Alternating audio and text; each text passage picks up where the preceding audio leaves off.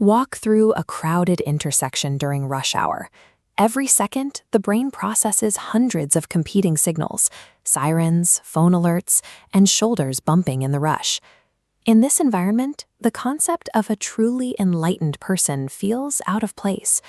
We usually look for the isolated hermit on a snow-capped mountain, assuming that spiritual clarity requires a complete escape from human society.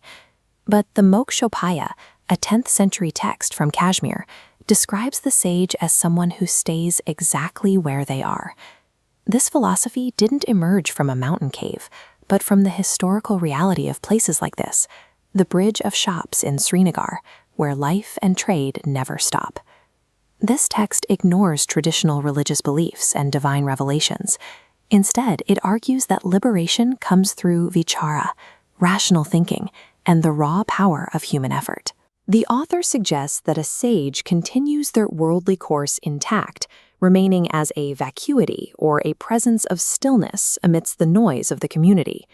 Because its ideas were so radical, later conservative thinkers edited the Mokṣopāya. They removed its more defiant critiques of religious ritual and renamed it the Yoga Vāsiṣṭha, trying to align it with standard Hindu orthodoxy.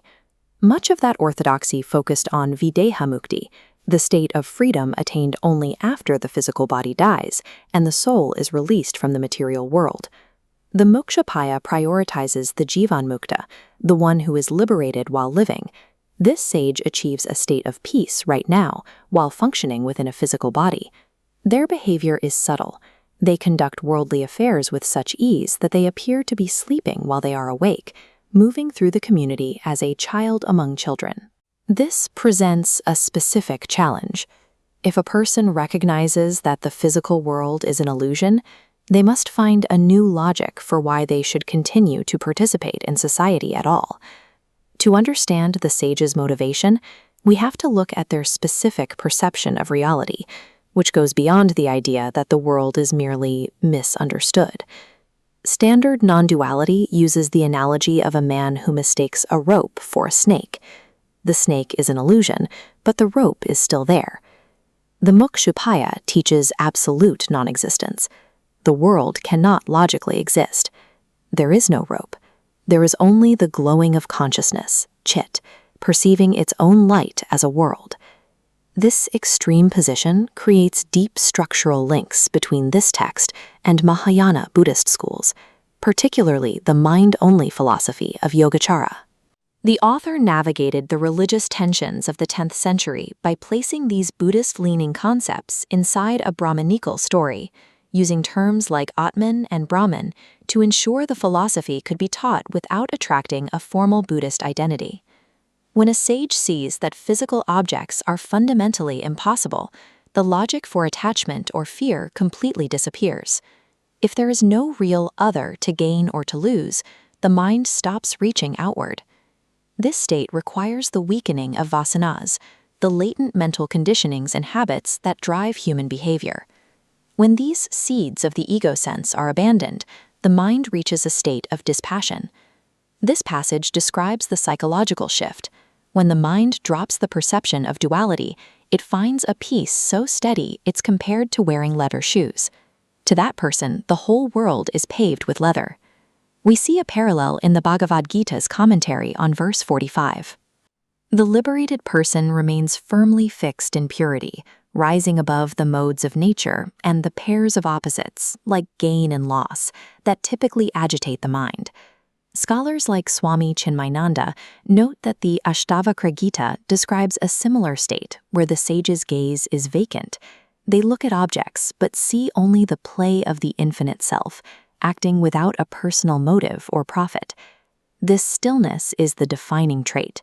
The world moves, but the sage remains as a witness, recognizing that since the self is omnipresent, there is no longer any room for pain or fear to arise. Because the sage has no personal craving, their actions become non-volitional. They do what is necessary for the moment without the internal pressure of a desired result. They may experience pleasure or pain as they happen, but they view a clod of earth and a nugget of gold with equal indifference. They move with the fluidity of water passing a stone. King Janaka serves as the example here. The text describes him ruling an entire empire while playfully abandoning the ego sense, performing his royal duties without feeling that he is the one doing them. The philosophy distinguishes between the physical body and the mind. When the mind is free of movement and desire, even the most complex physical activities are classified as non-action.